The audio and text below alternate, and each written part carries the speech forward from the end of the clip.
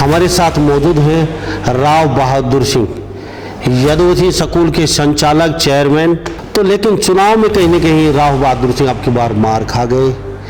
2014 की बातचीत करें, दूसरे नंबर पे थे ये। अब ऐसा क्या हुआ कि इतने वोट कहीं न कहीं कहाँ चले गए इनके, कहाँ कमी रही? जेजेपी पार्टी के प्रति लोगों का रुझान नहीं था, या आपके प्रति लोगों को रुझान कम हो गया, या जनता जनार्दन में कहीं न कहीं कमी रही है? क्योंकि ओम प्रकाश चौटाला मेरे लिए राजनीतिक के मैं अपने आप में एक गुरु थे, लेकिन परिवार की पार्ट होने की वजह से मैंने ये समझा कि भाई किसकी तरफ जाएं किसकी तरफ नहीं। मैंने कांग्रेस पार्टी में चला गया और उस वक्त भी मैंने पार्टी में कांग्रेस में जाकर के अपना दावा पेश करने का काम किया, लेकिन कांग्रेस पार्टी ने मुझे टिकट 19 में नहीं दी। जब हमने माननीय भूपेंद्र सिंह हुड्डा से एक जानकारी लेना चाहे कि आप हमें अगला चुनाव पार्लियामेंट का लड़ाएंगे या नहीं लड़ाएंगे, तो उनका एक स्पष्ट सा जवाब था कि हम आपको पार्लियामेंट का चुनाव हमने दान सिंह के यहाँ रखे। तो मैंने 1 मिनट में एक ही बात कही कि आपने दान सिंह के यहाँ रखे और आप उसको टिकट देना चाहते हो तो मैं चुनाव लड़ूंगा।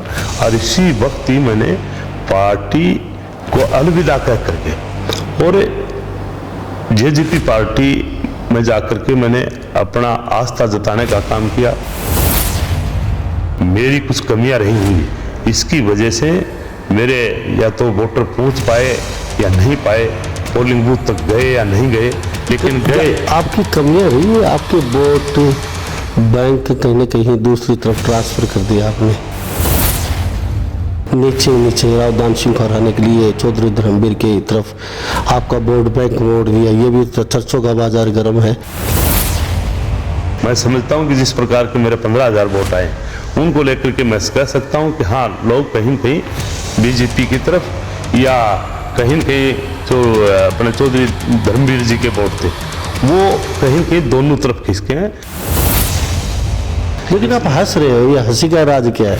अब वोटों का जब बात आ रही है तो आप थोड़ा सा अंदर हंस रहे हो, थोड़ा सा ये सवाल बहुत गहरी है। लोग क्या समझे इस हंसी के पीछे का राज? यानी कि आपने 40,000 वोट जो आपके डिवाइड करवा दिए और चौधरी धर्मवीर को जितवा दिया सीधा। नहीं, ऐसा कुछ नहीं है। तो आपका वोट बैंक है, क्योंकि राव साहब इतने हल्के कैंडिडेट तो नहीं है, लगभग 50-60 हज़ार को आंकड़ा छू सकते थे, लेकिन इतने कम मात्रा में वोट आना कहीं ना कहीं सीधा इशारा करता है आपका वोट बैंक कहीं तो गया है।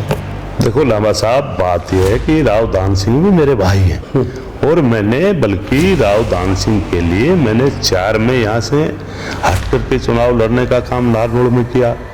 9 में मेरे को यहाँ से टिकट मिली, मैंने यहाँ से छोड़ करके आपके नांगल चौधरी में जाकर के चुनाव लड़ने का काम किया।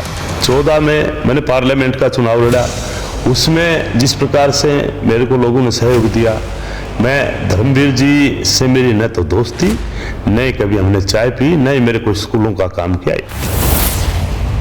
रही दान सिंह की बात, दान सिंह भी मेरा भाई है, मैंने इसके लिए कई बार त्याग किया था, लेकिन अब की बार ये बात ठीक थी। अब मुझे इस बात का बिल्कुल बेचैनी थी, मलाल था। अभी मैंने इस आदमी के लिए 3 बार त्याग किया और त्याग कर करके मैं कहीं जाकर के और चुनाव लड़ने का काम किया। तो अब की बार राव दान सिंह को ये चाहिए था, वो जब मेरे को टिकट जेजेपी की मिल गई थी तो उसको यहाँ नहीं आना चाहिए था, उसको अपने आप दूर हट जाना। एक बार तो मेरा एहसान तारते, बाद में मैं देखता या माननीय हुड्डा साहब से वो कहते कि मेरा बड़ा भाई है, मेरे ऊपर इसने 3 बार आशीर्वाद देने का काम किया है, तो मैं अब की बार मेरी बजाय चुनाव बहादुर सिंह को लड़ाए, मुझे बड़ी खुशी होती। चाहे बेशक मेरे को टिकट नहीं मिलती, बेशक चाहे सुरती चौधरी को, किरण को टिकट मिलती, मुझे कोई दुख नहीं था, लेकिन दान सिंह ने जब मेरे को नीचा दिखाने का काम किया। एक बात और नई बात आ गई थी कि राव दान सिंह से बहादुर सिंह डरता है, और मैं डरने का नाम तो मैं आपको पता है कि जिस परिवार से उठ करके आया और जिस गांव से राजस्थान से उठ के आया था, तभी मैं यहाँ बड़े बड़े ढीमधारी थे, और जब मैं उनके सामने टकरा करके और आज जिस शिखर पर हूँ, भगवान ने मुझे आशीर्वाद दिया, तो आज तो मुझे दान सिंह जैसे चाहे और 100 भी खड़े हो जाएं तो भी मैं इनसे डरने का तो कोई मतलब, इसलिए मैंने चुनाव डट करके लड़ा। की जगह से राव दान सिंह अहिरवाल क्षेत्र से हार के निकले, अपनी खुद की विधानसभा तक नहीं बचा पाए और उन्होंने खुद भी माना, मुझे तो अपनों ने लूटा, गैरों में कहाँ दम था, मेरी किस्ती थी डूबी जा पानी कम था। बिल्कुल इस बात को मानता हूं कि अपनों ने डुबोया है। अपनों ने किसने डुबोया है? एक तरफ तो अपनी फोटो, दूसरी तरफ अपने बेटे की फोटो।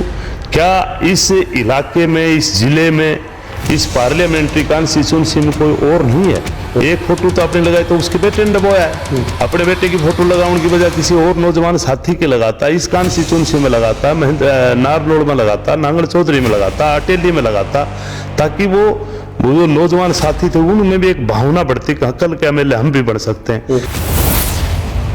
एक अपने बेटे को कर लिया तैयार, एक अपने आप में ये हो गया। फिर तो वही बात रह गई, पहले राजा होते थे, राज करते थे, उनका जब वो चले जाते थे तो उनका बेटा राज करता था। तो राव दान सिंह को अपनों ने डुबाया, इसमें कोई दो राय नहीं। इसको हमने नहीं हराया, लोगों ने हराया है। नमस्कार, स्वागत आपका हरियाणा न्यूज़ 24 पे। मैं हूं मुन्ना लांबा, मेरे सहयोगी हिमांशु लांबा के साथ। चुनाव खत्म हो चुका है और विधानसभा का चुनाव शुरू हो चुका है और सारी पार्टियां अपने अपने प्रचार में जुट चुकी हैं। कहीं कि वोट बैंक को साधने की कयावत शुरू हो चुकी है। लेकिन चुनाव की जहां तक बातचीत करें, हमारे साथ आज भिवानी लोकसभा के एक ऐसे प्रत्याशी मौजूद हैं, अच्छा खासा दबदबा रखते हैं हरियाणा की राजनीति में और भारत में भी। लेकिन अब की बार वोट बैंक में कहाँ चूक रह गई, क्यों वोट इनके आ नहीं पाए, मतदाता बूथ तक क्यों नहीं पहुँच पाए, इनके क्या कमी रही है, वो इनसे जानने की ज़रूर कोशिश करेंगे। हमारे साथ मौजूद हैं राव बहादुर सिंह, यदुवंशी स्कूल के संचालक, चेयरमैन, जो शिक्षा के क्षेत्र में पूरे भारत में एक हब बन चुका है और एक छोटा सा पौधा की लगा के शुरुआत की थी, आज वो बट वृक्ष बन चुका है। तो लेकिन चुनाव में कहीं न कहीं राव बहादुर सिंह अब की बार मार खा गए। 2014 की बातचीत करें, दूसरे नंबर पे थे ये। अब ऐसा क्या हुआ कि कितने वोट कहीं ना कहीं कहाँ चले गए इनके? कहीं ना कहीं इनका बी प्लान क्या है, ये भी जानने की कोशिश करेंगे। ए प्लान यानी कि लोकसभा का चुनाव लड़ना और जीतने था और सबसे पहले प्रचार भी शुरू किया था। ये बी प्लान है क्या, वो भी जानेंगे, क्योंकि राव बहादुर सिंह एक के बाद बी प्लान भी तैयार रखते हैं। राव साहब, आपका बहुत बहुत स्वागत है हरियाणा न्यूज़ 24। मैं भी लामा साहब आपका बहुत बहुत स्वागत करता हूं कि आज आप मेरे पास में आकर के और जब पार्लियामेंट की जानकारी ली और अगली प्लान पूछने का काम किया, मैं आपका बहुत बहुत स्वागत करता हूं, धन्यवाद करता हूं। और राव साहब, लोग जानना चाहते हैं 2014 में तीसरा नंबर जीत के बिल्कुल नज़दीक, और वो भी मोदी लहर अच्छे खासी, उसमें आप बिल्कुल नज़दीक पहुंच के मात खा गए थे। अब ये ऐसा क्या हुआ कि आपका जो मतदाता जो आपसे इतनी बेरुखी क्यों सबसे पहले आपने प्रचार शुरू किया? कहाँ कमी रही? जेजेपी पार्टी के प्रति लोगों का रुझान नहीं था, या आपके प्रति लोगों को रुझान कम हो गया, या जनता जनार्दन में कहीं ना कहीं कमी रही है? ये समझ में नहीं आया, क्योंकि अच्छी खासा प्रचार भी था आपका, अकेले घूम रहे थे, सबसे पहले शुरुआत की थी, उसके बाद कहीं ना कहीं फिर भी मतदाता पोलिंग बूथ तक नहीं पहुंच पाया आपका। जहां तक 2014 की बात करते हैं, वहाँ मैं तीसरे नंबर पर नहीं था, मैं दूसरे नंबर पर, दूसरे नंबर पे, और हमारी बहन सुरती चौधरी तीसरे नंबर पर थी। धर्मवीर जी जीते थे। लेकिन 2014 का जो चुनाव था, वो तो मैं ये भी कह सकता हूँ कि जिस प्रकार से मोदी जी की आंधी थी और उसको लेकर के भी जिस प्रकार से जनता जनार्दन ने हमारी पार्टी को, लोकदल को अपनाने का काम किया और मेरे को भी आशीर्वाद देने का काम किया, वो तो काबिल तारीफ थी। लेकिन उसके बाद में जब 19 का चुनाव आया तो कहीं न कहीं परिवार में आपस में मनमुटाव हुआ और उसकी वजह से पार्टी कहीं न कहीं ऐसे आस्था पर चली गई, क्योंकि आपस में दो पार्टी बन गई और उसकी वजह से मैंने चुनाव 19 का नहीं लड़ा।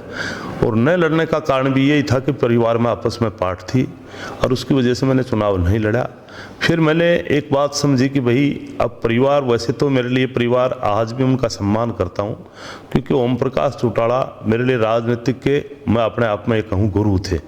लेकिन परिवार की पाट होने की वजह से मैंने ये समझा कि भाई किसकी तरफ जाएं, किसकी तरफ नहीं। मैंने कांग्रेस पार्टी में चला गया और उस वक्त भी मैंने पार्टी में, कांग्रेस में जाकर के अपना दावा पेश करने का काम किया, लेकिन कांग्रेस पार्टी ने मुझे टिकट 19 में नहीं दी। मैंने अपने आप में जी तोड़ कांग्रेस के साथ में लग करके सुरती बहन जी का सहयोग भी करने का काम किया। लेकिन जिस प्रकार का 19 में भी मोदी जी की फिर एक आंधी थी, उसको लेकर के चाहे हमने कितनी भी ताकत लगाई, लेकिन फिर चौधरी धर्मवीर जी, बल्कि 4,58,000 वोटों से धर्मवीर जी विजय रहे और सुरती चौधरी हार गई। उसके बाद में बराबर 19 के बाद में मैंने अभी से नहीं, मैंने 20 से एक प्लान बना ली थी। और जिस पार्टी में मैं जिसकी वजह से गया था, माननीय भूपेंद्र सिंह हुड्डा की वजह से, उनसे मैंने कह भी दिया था कि मैं अगला चुनाव पार्लियामेंट का लड़ना चाहता हूं। उन्होंने भी कहा कि आप अपनी कहीं न कहीं आप ताकत दिखाने का काम करें, लोगों के बीच में जाएं। और उसको लेकर के 19 से लेकर के और मैं 24 तक बराबर लोगों के बीच में रहा। बल्कि मैं ये कहूँ कि बीच में जब बात आई, क्योंकि आपके बीच में हमने 4-5 प्रोग्राम भी, माननीय भूपेंद्र सिंह हुड्डा की बात करें, चाहे दीपेंद्र जी की बात करें, चाहे हमारी बहन आशा हुड्डा की बात करें, और चाहे आपके दादरी में सबसे बड़ा प्रोग्राम एक ऐसे व्यक्ति को लेकर के करने का काम किया था, सतपाल मलिक को, जो बेबाक सरकार के खिलाफ बोलते थे और वो सच्चाई भी बताने का काम करते थे। लेकिन वो तो मजबूरी में लेके आया उनको, शायद ही हुड्डा साहब आने थे या दीपेंद्र आने थे, उन्होंने मना कर दिया इन मौके पे। उसके बाद कहने की आपने वो, आपका बी प्लान तैयार रहता है, तो कहने की वो उनको लेके आना पड़ा। ये भी अटकलों का बाजार गर्म था, वो आ नहीं पाए। उन्होंने प्रोग्राम तो सेट करवा दिया, पुनः सोचते जनता आएगी नहीं आएगी। फिर उसके बाद, हाँ, उसी बात को लेकर के मैं एक बात कह सकता हूँ कि बिल्कुल ठीक बात है कि भूपेंद्र सिंह हुड्डा ने मेरे को एक बार महेंद्र में टाइम दिया, बहन हमारी आशा हुड्डा ने कनिड़ा में दिया, और दीपेंद्र जी ने हमें आपके धड़ुंदा में एक सचिन शर्मा लड़का शहीद हुआ था, उसका देने का काम किया। आपके दादरी में भी, मंदोला में भी प्रोग्राम करने का काम किया। लेकिन इसके बाद में जब पार्लियामेंट की बात आई और कहीं न कहीं हुड्डा साहब के दिमाग में एक बात थी कि भाई मैं अगर 14 जनवरी और 24 को मैं दादरी में जाऊंगा तो बहादुर सिंह अपनी ताकत दिखा करके और पार्लियामेंट की टिकट फिर मजबूत होकर के मांगने का काम करेगा। तो उनकी और दान सिंह की कहीं की आपस में, चाहे व्यापार की दृष्टि से बात करें, कि राजनीतिक दृष्टि से बात करें, उन्होंने बिल्कुल ठीक बात है कि उन्होंने उस प्रोग्राम को अवॉइड करने का काम किया। और उसको लेकर के हमने जब इतना बड़ा प्रोग्राम किया, सीधी भाषा में टांग खचाई, यानी कि आपकी टांग खचाई थी। तो उसको लेकर के हमने सतपाल मलिक से जब टेलीफोन के माध्यम से संपर्क किया, तो उन्होंने एक बात कहूँ कि हमें आशीर्वाद दे करके और बुलाने का काम किया और कहा कि मैं ज़रूर आऊँगा, क्योंकि उसने हमारी चर्चाएं सुन रखी थी। और वो आए और उनका भी हमने बड़ा अच्छा स्वागत किया, मान सम्मान किया।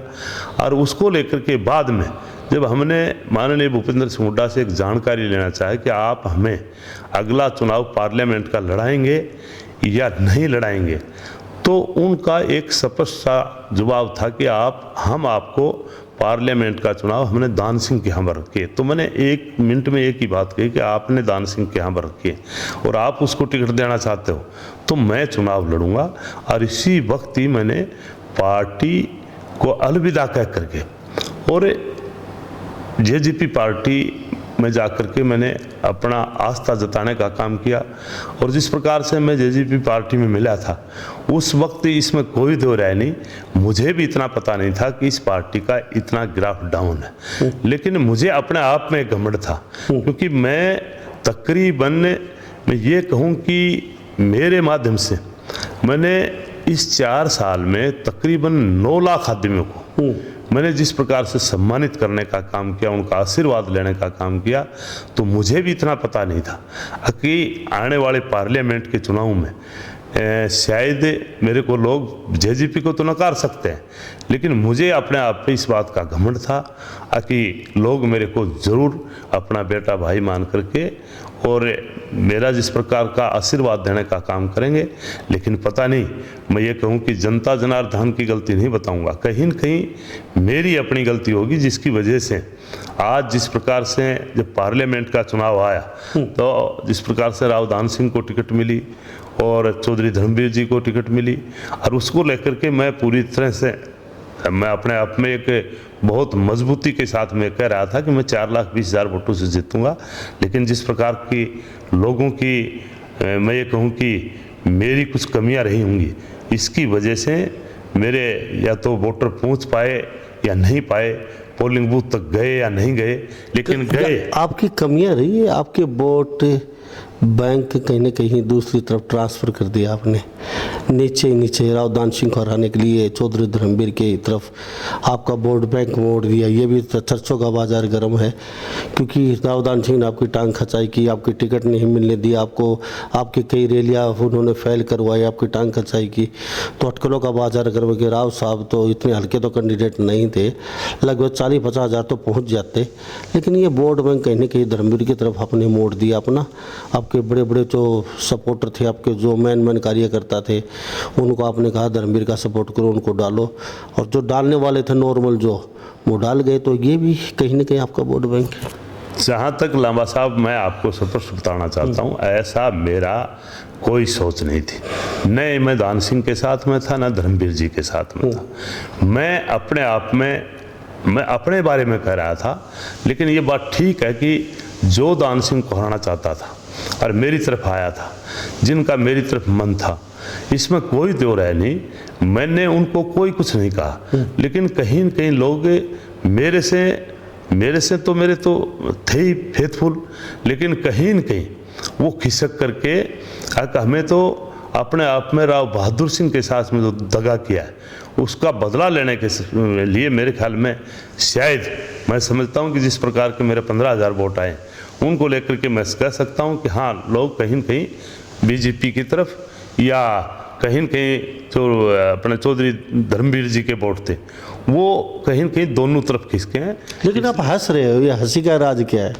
अब वोटों का जब बात आ रही है तो आप थोड़ा सा अंदर अंदर हंस रहे हो, थोड़ा सा ये समाइल बहुत गहरी है। लोग क्या समझे इस हंसी के पीछे का राज? यानी कि आपने 40,000 वोट तो आपके डिवाइड करवा दिए और चौधरी धर्मवीर को जितवा दिया सीधा सीधा। तो ये नहीं, ऐसा कुछ नहीं है। मैं जब भी चुनाव लड़ा, इसमें कोई तो राय नहीं कि जब चुनाव एक बहुत ही अपने आप में चुनाव जब कहीं न कहीं बहुत मजबूती से ऊपर उठ रहा था, तब भी मैं अपने आप में कहीं भी मेरे चेहरे पर कहीं भी आपने उदासी नहीं देखी होगी। लेकिन ये वोट बैंक की बात आती है तो लोगों का ये भी मानना है, चौधरी धर्मवीर वैसे आपके अच्छे दोस्त हैं, कई बार आपकी मदद भी कर देते हैं, वो आपने भी उनकी कई बार सपोर्ट की है, पीछे भी लगातार कई बार स्कूलों के मामले में भी जैसे आपके सपोर्ट करते रहते हैं।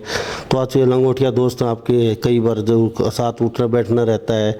तो राव दान सिंह को आप नहीं चाहते थे कि ये दोबारा यहाँ से बड़ा चेहरा बने हरिवाल का, क्योंकि आपकी टिकट कहीं के रोड़ा बने था वो, तो आपका वोट बैंक है। क्योंकि राव साहब इतने हल्के कैंडिडेट तो नहीं है, लगभग 50-60 हज़ार को आंकड़ा छू सकते थे, लेकिन इतने कम मात्रा में वोट आना कहीं ना कहीं सीधा सीधा इशारा करता है आपका वोट बैंक कहीं तो गया है। देखो लांबा साहब, बात यह है कि राव दान सिंह भी मेरे भाई हैं, और मैंने बल्कि राव दान सिंह के लिए मैंने 4 में यहाँ से हट करके चुनाव लड़ने का काम नारनौल में किया। 9 में मेरे को यहाँ से टिकट मिली, मैंने यहाँ से छोड़ करके आपके नांगल चौधरी में जाकर के चुनाव लड़ने का काम किया। मेरे को फिर आपकी 14 में मैंने पार्लियामेंट का चुनाव लड़ा। उसमें जिस प्रकार से मेरे को लोगों ने सहयोग दिया, मैं धर्मवीर जी से मेरी न तो दोस्ती, न ही कभी हमने चाय पी, न ही मेरे को स्कूलों का काम किया। एक काम तो ज़रूर किया था, मैं काम जो करता है उसको मैं उसके बारे में अच्छा भी करता हूँ। एक दिन मैंने टेलीफोन किया था धर्मवीर जी के पास में, जब मैं 14 में हारा था। मैंने टेलीफोन किया कि धर्मवीर जी, आप हमारी यादव धर्मशाला में एक बार आकर के और आप एक चीफ गेस्ट के तौर पर आएँ और एक बार इसमें आप चरण जरूर टेकने का काम करें। मेरे समाज के लोगों ने कहा था तब मैंने एक टेलीफोन किया था और मैं धर्मवीर जी का धन्यवाद भी करता हूँ। वो आए और आकर के जिस प्रकार से यादव धर्मशाला में तकरीबन 26 लाख रुपए दे करके भी गए, दोबारा फिर आए, उन्होंने फिर 11 लाख रुपए दिए। तो वो समाज के काम के लिए, तो बेशक बाकी स्कूल के लिए या मेरे बिजनेस के लिए मैंने न तो कभी धर्मवीर जी से संपर्क किया और न ही धर्मवीर जी से मेरी कोई इतनी बड़ी दोस्ती है। बल्कि धर्मवीर जी तो बल्कि उनके पारिवारिक के जो रिश्ते हैं वो चाहे आज राज सिंह गागड़वास की बात करें, जो गागड़वास हैं, उनके परिवार ने 14 में बल्कि उसके ससुर जी ने मेरे को सम्मान देकर के पार्टी के साथ मजबूत खड़ा होकर के और मेरे को गागड़वास से भी जिताने का काम किया था। मेरा धर्मवीर जी से कोई ऐसा ताल्लुकात नहीं है और वैसे मेरा भाई है, क्योंकि मैं एक बात कह सकता हूँ जो मेरे समाज के लिए और मेरे यहाँ यादव धर्मशाला में जब 38 लाख रुपए दे सकता है तो मैं उस आदमी की बुराई भी नहीं करूँगा। रही दान सिंह की बात, दान सिंह भी मेरा भाई है, मैंने इसके लिए कई बार त्याग किया था, लेकिन अब की बार ये बात ठीक थी। अब मुझे इस बात का बिल्कुल बेचैनी थी, मलाल था। अब मैंने इस आदमी के लिए 3 बार त्याग किया और त्याग कर करके मैं कहीं जाकर के और चुनाव लड़ने का काम किया। तो अब की बार राव दान सिंह को ये चाहिए था, वो जब मेरे को टिकट जेजेपी की मिल गई थी तो उसको यहाँ नहीं आना चाहिए था, उसको अपने आप दूर हट जाना। एक बार तो मेरा एहसान तारते, बाद में मैं देखता, या माननीय हुड्डा साहब से वो कहते कि मेरा बड़ा भाई है, मेरे ऊपर इसने 3 बार आशीर्वाद देने का काम किया है, तो मैं अब की बार मेरी बजाय चुनाव बहादुर सिंह को लड़ाए, मुझे बड़ी खुशी होती। चाहे बेशक मेरे को टिकट नहीं मिलती, बेशक चाहे सुरती चौधरी को, किरण को टिकट मिलती, मुझे कोई दुख नहीं था। लेकिन दान सिंह ने जब मेरे को नीचा दिखाने का काम किया तो इसमें कोई दो राय नहीं कि जब टिकटें बटी तो एक जनता जनार्दन का, एक तो मोदी जी को हराने का था, एक मोदी जी को जिताने का काम था, और दोनों तरफ वोट बढ़ते दिखाई दे रहे थे। आप भी कह रहे थे कि आप अपने आप में सोशल मीडिया से या अखबार से पीछे हट रहे हो। मैंने भी आपको भी यही कहा था कि मेरा चुनाव बढ़ नहीं रहा, लेकिन मुझे चुनाव लड़ना है, क्योंकि एक बात और नई बात आ गई थी कि राव दान सिंह से बहादुर सिंह डरता है। और मैं डरने का नाम तो मैं, आपको पता है कि जिस परिवार से उठ करके आया और जिस गांव से, राजस्थान से उठ के आया था, तभी मैं यहाँ बड़े बड़े ढिमधारी थे, जब तो मेरे पास में कुछ भी नहीं था। या राव दलीप सिंह था, राव बंसी सिंह था, और उनका राव बंसी सिंह का शराब को कारोबार था, और जब मैं उनके सामने टकरा करके और आज जिस शिखर पर हूँ, भगवान ने मुझे आशीर्वाद दिया, तो आज तो मुझे दान सिंह जैसे चाहे और 100 भी खड़े हो जाएं तो भी मैं इनसे डरने का तो कोई मतलब नहीं। इसलिए मैंने चुनाव डट करके लड़ा। जनता ने जिस प्रकार का प्यार दिया, मुझे एक बात की और भी खुशी है, जब मैं गाँव में गया तो एक बात कह सकता हूँ कि जहाँ भी गाँव में जाता था उस गाँव में शायद कोई ये तो कहने वाला मिल गया होगा, अब तू यह चाबी कैसे ले आया, इस चाबी को आपको नहीं लेनी चाहिए थी। लेकिन मेरे को किसी ने प्यार में कोई कसर नहीं छोड़ी। खास करके भिवानी के गांव में जब मैं गया तो उन लोगों ने जिस प्रकार का मन ने सम्मान किया, वोट ठीक है, आखिरी दिन वोट नहीं थे, बगावत नहीं हुई, नहीं, मेरे डंडा और झंडा लेके पीछे पड़े होते, चाबी और फूल के ऊपर। नहीं, ये ठीक बात है, कहीं न कहीं चाबी की बात आती थी, लेकिन मेरे को 36 बिरादरी के लोगों ने, और खास करके कहते हैं कि भिवानी के लोग बोलने में थोड़ा सा कड़वा बोलते हैं, इनमें बोली में थोड़ा सा कहीं न कहीं ऐसा दिखाई देता है कि भाई ऐसा नहीं बोलना चाहिए। लेकिन मेरे को जितना प्यार भिवानी के लोगों ने और मेंदड़ के लोगों ने जितना प्यार दिया, ये बात ठीक है, आखिरी वोट मेरे कहने से में नहीं गया, वोट कहीं न कहीं मेरा वोट तकरीबन, मैं भी मानता था कि तकरीबन 1 लाख वोट तो मेरे आएगा, और 1 लाख वोट जो खिसक करके गए वो इस बात पर चले गए कि मेरे को इसको जिताना, इसको हराना, इसलिए लोगों ने वोट नहीं दिए। दान सिंह को हराना है, धर्मवीर को जिताना। मेरे ख्याल में तो ये भी बात दान सिंह को हराना, जगह से राव दान सिंह अहिरवाल क्षेत्र से हार के निकले हैं, अपनी खुद की विधानसभा तक नहीं बचा पाए, अच्छे खासे वोट बैंक से यहीं से हार गए, नांगल चौधरी से, नारनौल से, अटेली से, और उन्होंने खुद भी माना मुझे तो अपनों ने लूटा, गैरों में कहाँ दम था, मेरी किस्ती थी डूबी, जहाँ पानी कम था। और वो मायूस होकर पोलिंग बूथ से निकले तो उन्होंने कहा था कि अपने हैं और थोड़ा बहुत तो कम से कम अपन उन्हें सोचना चाहिए, क्योंकि जिस तरीके से जो हमारे खुद के लोग हैं बुरा किया उन्होंने जो। बिल्कुल इस बात को मानता हूं कि अपनों ने डुबोया है। अपनों ने किसने डुबोया है? एक तरफ तो अपनी फोटो, दूसरी तरफ अपने बेटे की फोटो। क्या इस इलाके में, इस जिले में, इस पार्लियामेंट्री कॉन्स्टिट्यूंसी में कोई और नहीं है? एक फोटो तो आपने लगाई तो उसके बेटे ने डबोया है। अपने बेटे की फोटो लगाने की बजाय किसी और नौजवान साथी के लगाता, इस कॉन्स्टिट्यूंसी में लगाता, नारनौल में लगाता, नांगल चौधरी में लगाता, अटेली में लगाता, ताकि वो जो नौजवान साथी थे उनमें भी एक भावना बढ़ती कि कल के एमएलए हम भी बन सकते हैं।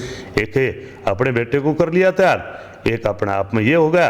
फिर तो वही बात रह गई, पहले राजा होते थे, राज करते थे, उनका जब वो चले जाते थे तो उनका बेटा राज करता था। तो राव दान सिंह को अपनों ने डुबाया, इसमें कोई दो राय नहीं। राव दान सिंह को इस बात की नहसियत लेनी चाहिए कि जब इनका हुड्डा साहब का राज था और ये अपने आप में 10 साल तक एमएलए थे, वो बना रखे थे, मंत्री का पद दे रखा था, बल्कि श्रेष्ठ सतान के ऊपर इनका वो था। और उस टाइम भी राव दान सिंह अपने आप में एक भी हमारे जिले का, चाहे इसके भाई की बात करें तो उसको लेने का काम किया, परिवार से बाहर तो निकल ही नहीं रहा। जब भी कोई पद से कोऑपरेटिव बैंक की प्रधानी की बात आए तो इसको कोई दिखाई दिया ही नहीं। लोगों के अंदर से एक बहुत बड़ी एक कहीं न कहीं ये भावना थी। और पीछे मैं ये कहूँगी तो रामविलास शर्मा की कमी थी, नहीं तो अगर थोड़े से वोट ले लेता तो इसको भी सबक सिखा देते और दान सिंह को भी सिखा देते और अपने आप में संदीप एसडीएम यहाँ से एमएलए बनता। और उस बात को लेकर के, क्योंकि संदीप एसडीएम ने भी बड़ी ईमानदारी से चाहे एसडीएम रहे और चाहे बाद में राजनीतिक में आए, वो 36 बिरादरी में बढ़ कर के और किसी एक विशेष आदमी में ना लेकर के हर आदमी में बढ़ कर के उसने लोगों का दिल जीतने का काम किया था। वो तो रामविलास की कमी थी। मंत्री रार जो कोई जाता था तो कोई बोलता था तो कहता था तू मेरे ऊपर थानेदार लग रहा है। इस बात को लेकर के ये 4000 वोटों से जीता था। अब की बार लोगों ने फिर इसको सबक सिखा दिया। कुछ लोग पकड़ रखे हैं, चाहे इस इलाके के जितने भी अपने आप में ये समझते हैं कि मैंने इलाका मोल ले रखा है, मैं इस कॉन्स्टिट्यूंसी को मैं चाहूँगा वैसे करूँगा, उन लोगों को देख करके वोट राव दान सिंह को हराने का काम किया। इनकी मीन्स मैनेजमेंट अच्छी नहीं थी। जब वहाँ गुड़गांव से 150-200 गाड़ियाँ ले आया तो लोग नहीं समझ रहे थे, इसलिए इसको हमने नहीं हराया, लोगों ने हराया। और हमारे अंदर कुछ कमियाँ रही, चाहे वो मैं पार्टी की बात करूं और शायद मैं अपनी आप भी कमी मानता हूं, कहीं न कहीं लोगों के बीच में जिस प्रकार से मेरे को जाना चाहिए था उस प्रकार से नहीं जा पाया। अहिरवाल क्षेत्र में जो लोग हैं, अहिरवाल क्षेत्र बड़ी समझदार जनता लगी मुझे। पहली बार 14 सीटें बीजेपी को, दूसरी बार फिर 11 सीटें, और अब की बार बीजेपी कह रही है कि 11 नहीं, जितनी भी सीटें 14, 15, 16 सारी ही हमारी सीटें हैं। और अहिरवाल क्षेत्र के जो लोग हैं ना तो जेजेपी को पसंद करते हैं, ना चौटाला को पसंद करते थे, ना चौधरी बंशीलाल को पसंद करते थे, ना वो कभी देवीलाल को पसंद करते थे, क्योंकि देवीलाल की उस समय भी कोई सीट नहीं निकली अहिरवाल क्षेत्र से, यहाँ से महेंद्रगढ़ से कभी नहीं जीत पाए वो। तो ये वजह क्या रही है? ये जो भावना है, ये वो अहिरवाल के लोग कहते हैं, हम कई बार मिलते हैं, इससे अच्छा मुख्यमंत्री आया ही नहीं है, बहुत बेस्ट मुख्यमंत्री है। हम तो कहते हैं मनोहर लाल जिंदगी भर यही रहे हरियाणा के मुख्यमंत्री। तो ये समझ में नहीं आया, जनता उस साइड का नज़रिया कुछ अलग है, इस साइड का कुछ अलग है। और बीजेपी जितनी बार भी सत्ता में आई है सिर्फ अहिरवाल की वजह से आई है। 14 सीटें और 11 सीटें हटा दीजिए, बीजेपी के पास क्या था, कभी सरकार नहीं बना पाते ये तो। अब फिर बीजेपी के ऊपर कहीं ना कहीं इनका फोकस अहिरवाल क्षेत्र के ऊपर, तो कुछ बताना चाहेंगे सर? जहाँ तक के बात आपने चौधरी देवीलाल की 77 की बात करें चाहे 87 की बात करें, आपने एक बात और बताना चाहता हूँ, ऐसा कुछ नहीं था। चौधरी देवीलाल 87 में जो चुनाव लड़ रहे थे और चौधरी देवीलाल को लोगों ने बहुत भारी मत दे करके, और यहाँ से चाहे राव लक्ष्मी नारायण की बात करें और चाहे रामविलास शर्मा भी कोई अपने आप में राजनीतिक परिवार से नहीं था। चौधरी देवीलाल की देन थी, जो चौधरी देवीलाल ने इसको एमएलए बनाने का काम किया।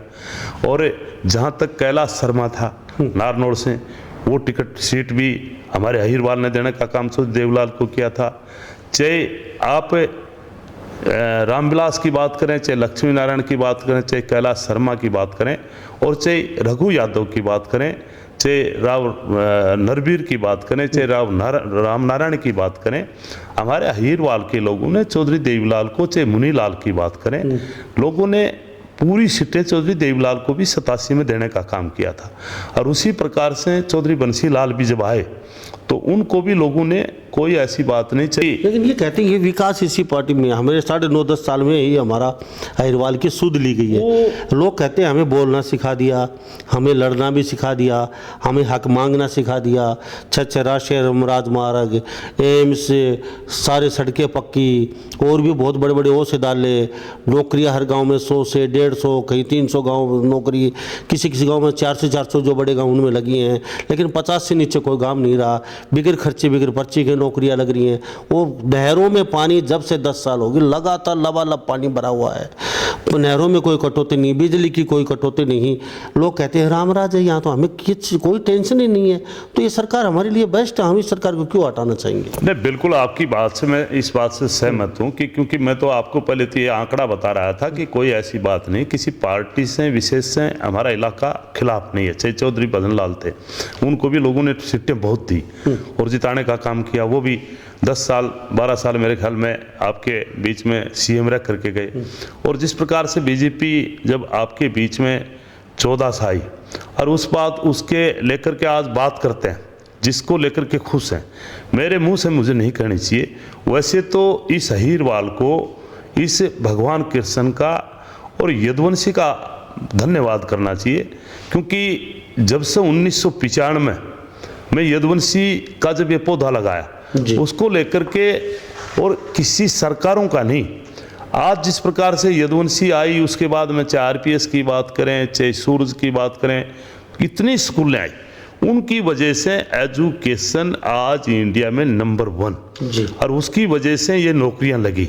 इसमें कोई दो राय नहीं कि जब भी चाहे भजन लाल जी रहे मुख्यमंत्री, चाहे चौधरी देवीलाल जी रहे, चाहे बंसी लाल रहा, और चाहे चौधरी भूपेंद्र सिंह हुड्डा रहा, चाहे ओम प्रकाश चौटाला रहा, आपके गुरु कहीं न कहीं ये पक्षपात करते थे। बिल्कुल। और पर्ची और खर्ची भी कहीं न कहीं, मैं ये कहूँगा कि ये शायद खर्ची हमारे मुख्यमंत्रियों ने नहीं ली होगी, लेकिन उनके चेते जो अपने आप में उनके अपने सपोर्टर थे, वो कहीं न कहीं ये गलतियाँ भी खाई हैं। और उनकी वजह से जब से चौधरी आपके पास में मनोहर लाल जी मुख्यमंत्री बने, उनको मैं इस बात का धन्यवाद दूंगा कि पिछला 5 साल का जो टर्म रहा उसमें चौधरी आपके बीच में मनोहर लाल अपने मुख्यमंत्री ने बिना खर्ची के, बिना पर्ची के और फेयर सिलेक्शन किए, उसका धन्यवाद तो इलाके को यदुवंशी भगवान कृष्ण को करना चाहिए, क्योंकि हमने इतनी मेहनत करवाई, उसकी वजह से जब फेयर सिलेक्शन हुए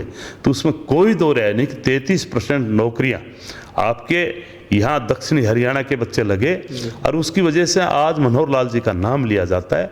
तो ये भी मैं कहूँगा कि जिस प्रकार से नौकरियां लग रही हैं उनमें सरकारें पीछे थी, वो कहीं न कहीं किसी अपने अचेते को लगाने का काम करते थे, लेकिन इस सरकार में चाहे इस हरियाणा सरकार के माध्यम से जितनी नौकरियां लगी वो बिल्कुल फेयर लगी। और ये आगे भी मैं चाहूँगा कि चाहे सरकार कोई भी बने, लेकिन अहीरवाल के लोग आज भी इस बात को लेकर के वो कोई भूल थोड़ी सकते हैं, चाहे वो राव धान सिंह जी रहे, चाहे पीछे रामविलास शर्मा रहा, और चाहे किन्हीं किन्हीं सरकारों में ये रहे, लेकिन जिस प्रकार का फेयर सिलेक्शन मनोहर लाल खट्टर ने करने का काम किया, मैं दावे से कर सकता हूँ। उसका सरे सारा हमारे इस इलाके के जितने स्कूल हैं उनको देना चाहिए कि वो चाहिए। आज आपके बीच में एडवांस आज मेरे पास में आया, कल परसों निट का आया था। निट में देखो आज हरियाणा जिला मेंदड़ में 300-400 बच्चे निट में निकल रहे हैं, नहीं एक बच्चा नहीं निकल सकता था। लेकिन एक बात जानना चाहूँगा, आपने सारी बातें बताई, लेकिन अहिरवाल की जनता ने बीजेपी को उन्होंने जो दिया उसका दुगना करके लौटाया है 2 बार, और तीसरी बार भी दुगना करके लौटाया है। पूरे हरियाणा में कहीं ना कहीं बीजेपी की 5 सीटें निकली है, 3 सीटें अहिरवाल क्षेत्र ने ही दी अब की बार भी, चाहे वो भिवाड़ी की लोकसभा वैदगढ़ की हो, चाहे वो रिवाड़ी गुड़गांवा हो, चाहे फरीदाबाद हो, वो लास्ट तक अहिरवाल क्षेत्र है। तीनों सीटें अहिरवाल क्षेत्र ने फिर दोबारा लोकसभा की जीत के इनकी झोली में डाल दी।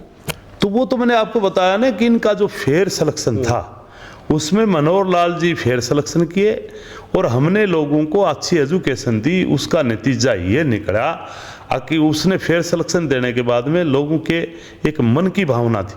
और मैं आगे भी एक बात बताना चाहता हूँ, आप भूल जाना कि शायद अपने आप में लोग कहते हैं कि बहुत जल्दी कांग्रेस आ रही है।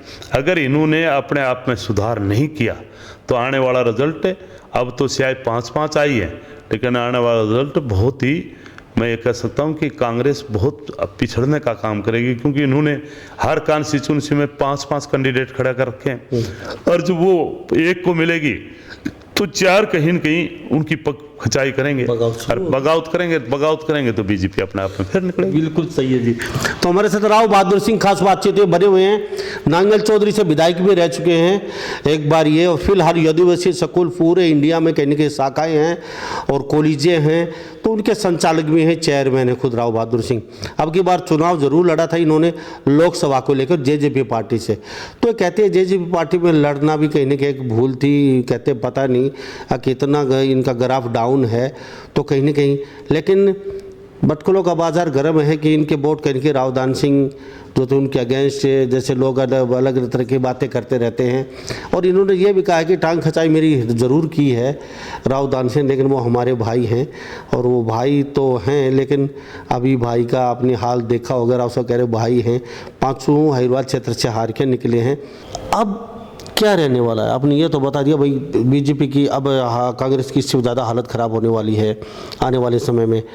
आपका इरादा बीजेपी में जाने का तो नहीं है, मतलब बीजेपी की कहीं ना कहीं अच्छी अच्छी बातें कर रहे हैं, उनकी कहीं ना कहीं, तो कहीं चुनाव बीजेपी की पार्टी से लड़ने वाले? नहीं, जहाँ तक के अब की बार आज से बता देता हूँ, अब की बार हम 1 जुलाई से पूरी पार्लियामेंट्री कॉन्स्टिट्यूंसी में जाएंगे और हमारा पहला प्रोग्राम एक आपके यहाँ महेंद्रगढ़ में 14 जुलाई को एक बहुत बड़ा फंक्शन है जो हमारी कॉलेज हैं उनका एनुअल फंक्शन मनाएंगे, उनका निमंत्रण भी दे करके आएंगे और धन्यवाद भी करके आएंगे। बहुत बहुत धन्यवाद, थैंक यू। तो वर्षद राव बहादुर सिंह बने हुए थे।